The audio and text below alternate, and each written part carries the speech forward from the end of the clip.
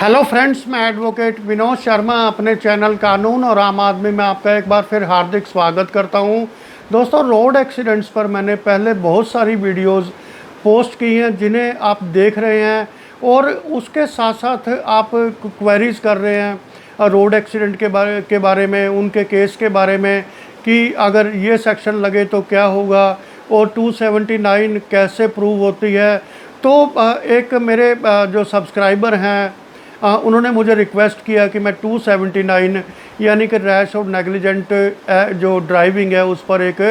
Video post करूं। तो दोस्तों, आज उसी कड़ी में मैं ये 279 पर एक्सक्लूसिवली एक वीडियो बना रहा हूं कि ये कैसे प्रूव होता है 279 का जो फैक्टर है रोड एक्सीडेंट के केस में। तो दोस्तों, वीडियो शुरू करने से पहले हमेशा की तरह मेरी आपसे रिक्वेस्ट है कि आप मेरे चैनल को सब्सक्राइब करें, वीडियोस को लाइक करें, शेयर करें और बेल आइकॉन का बटन भी ज़रूर प्रेस करें ताकि आने वाली वीडियोस के नोटिफिकेशन आपको उसी वक्त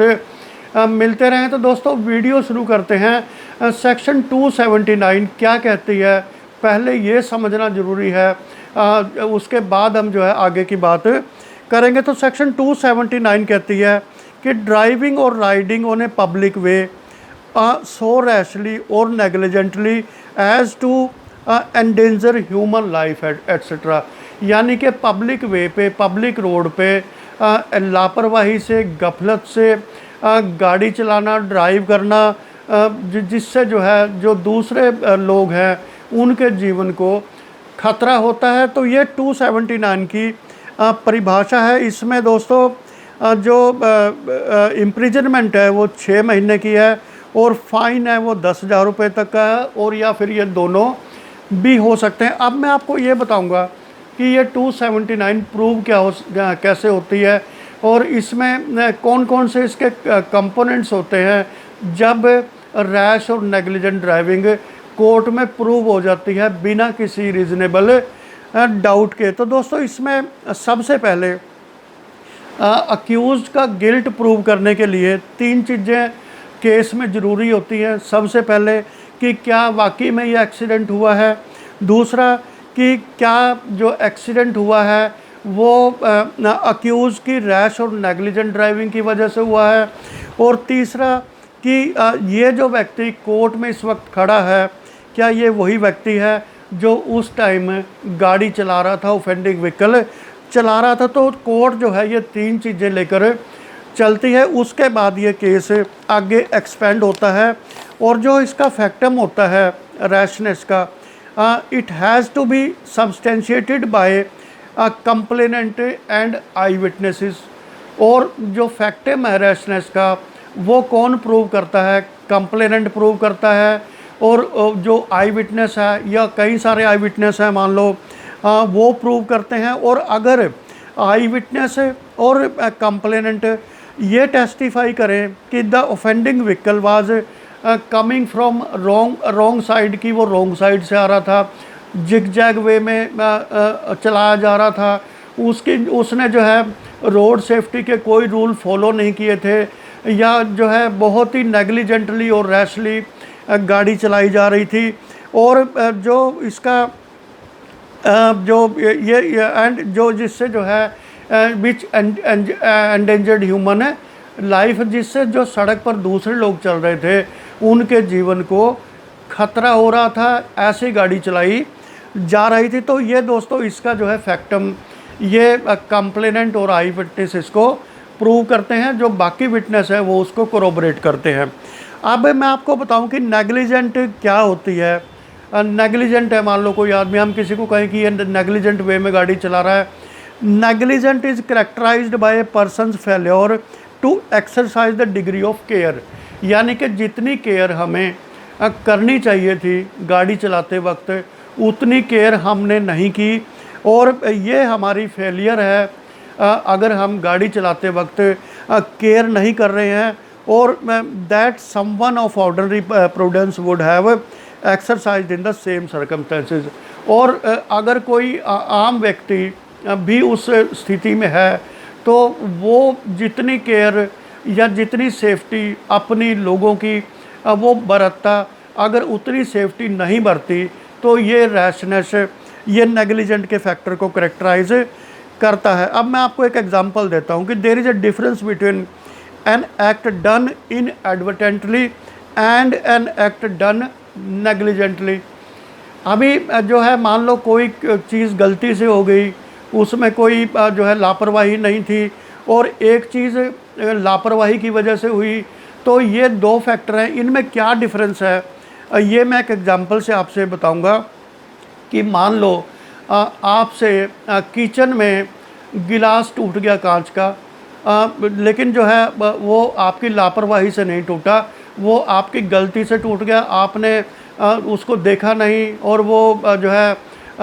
नीचे गिर गया, या आपने हाथ में पकड़ा था लेकिन वो हाथों से फिसल गया, इसमें आपकी लापरवाही नहीं है। लेकिन अगर आप उसको पकड़ोगे ऐसे कि जो है वो आपको पता है कि ये गिर सकता है और टूट सकता है, लेकिन तब भी आप उसकी केयर नहीं कर रहे हो, जो है वो आपकी लापरवाही मानी जाती है। तो यही फैक्टर है रोड एक्सीडेंट्स में भी कि जो नेग्लिजेंस और इनएडवर्टेंस, ये यानी कि एक चीज़ गलती से हो जाना और दूसरी जो है जो लापरवाही की वजह से, लैक ऑफ केयर की वजह से होती है। तो ये चीज़ें जो है रैश और नेग्लिजेंट ड्राइविंग मानी जाती है। माननीय हिमाचल प्रदेश हाई कोर्ट ने एक केस में जो है जिसका टाइटल था state of Himachal Pradesh versus Pyarchand and others, इसमें एक डिसीजन दिया था और उसमें कुछ टिप्पणियां की थी कि क्रिमिनल रैशनेस क्या होती है। मैं उसके जो है ना एक कोट मेरे पास है, ये मैं आपको पढ़ के समझाने की कोशिश करूंगा कि इसका क्या मतलब है। Criminal rashness is doing a dangerous और wanton act with the knowledge that it is so. जब क्रिमिनल रैशनेस वो होती है जब हमें पता है कि हम कोई ख़तरनाक काम कर रहे हैं और हमें उसकी जानकारी है कि हम ख़तरनाक काम कर रहे हैं, लेकिन फिर भी हम रुकते नहीं हैं, वो काम हम करते हैं एंड मे कोज इंजरी। और हमें ये भी पता है कि जो ये हमारा जो डेंजरस एक्ट है इसकी वजह से किसी दूसरे व्यक्ति को हानि पहुंच सकती है, चोट पहुंच सकती है, but without intention to cause injury. लेकिन हमारा इंटेंशन किसी की को जो है घायल करना नहीं है, किसी को जो है हानि पहुंचाना नहीं है, लेकिन तब भी हम वो काम कर रहे हैं जो डेंजरस है, अब बिना लैक ऑफ केयर के है, जो इसमें जो है पूरी प्रिकॉशन नहीं बरती गई, and would probably and without knowledge that injury would probably be caused criminal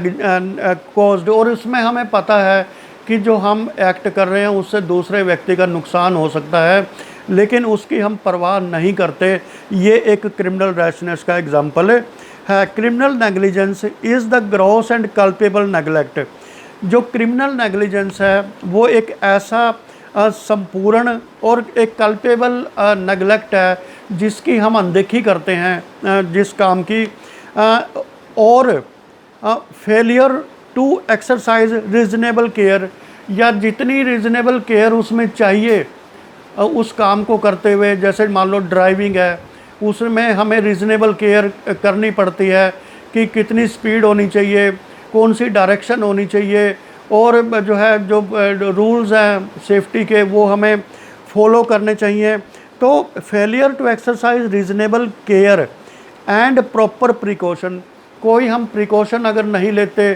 तो जो है केयर नहीं करते, imperative to be adopted by a person, जो ये ज़रूरी है कि कोई व्यक्ति जो गाड़ी चला रहा है उसको ये प्रॉपर केयर और रीज़नेबल केयर और प्रॉपर प्रिकॉशन लेना ज़रूरी होता है, to avoid causing of injury to the public, ताकि पब्लिक एट लार्ज को कोई इंजरी ना हो और ए पर्सन या किसी व्यक्ति को ना हो या किसी इंडिविजुअल का ना हो। तो ये चीज़ें जो है ये अगर जो है उसको अडियर नहीं किया गया तो ये एक क्रिमिनल नेग्लिजेंस होता है, जो कि सेक्शन 279 के तहत आता है। तो दोस्तों अब मैं बात करता हूँ, मान लो रैश एंड नेग्लिजेंट ड्राइविंग का फैक्टर प्रूव हो जाता है, ये जो आई विटनेस है, कंप्लेनेंट हैं, उनके जो एविडेंट्री और ओकुलर जो एविडेंस है उसके बेसिस पे। फिर बात आती है एमएलसी जो मेडिकल लीगल रिपोर्ट है, कोई व्यक्ति इंजर्ड हुआ एक्सीडेंट में तो वो भी एक कोरोबरेट करती है इंजरीज़ को कि इंजरी जो है इस एक्सीडेंट की वजह से हुई है। और फिर बात आती है mechanical reports of damaged vehicle और फोटोग्राफ्स। मैकेनिकल रिपोर्ट और फोटोग्राफ्स जो व्हीकल्स के एक्सीडेंट हुए हैं वो कहाँ कैसे किस तरह से एक्सीडेंट हुआ, फ्रंट से हुआ, हेड ऑन कोलिजन था या कहीं साइड से मारी है या कहीं पीछे से गाड़ी मारी है, ये भी एक बहुत इम्पोर्टेंट फैक्टर है जो रैश और नेग्लिजेंट ड्राइविंग को प्रूव करता है। तो दोस्तों ये जो कंपोनेंट्स हैं ये अगर सारे मिल जाएं तो जो किसी भी आरोपी की रैश और नेग्लिजेंट ड्राइविंग प्रूव हो जाती है और फिर उसको गिल्टी होल्ड किया जा सकता है। तो दोस्तों आज की वीडियो में इतना ही।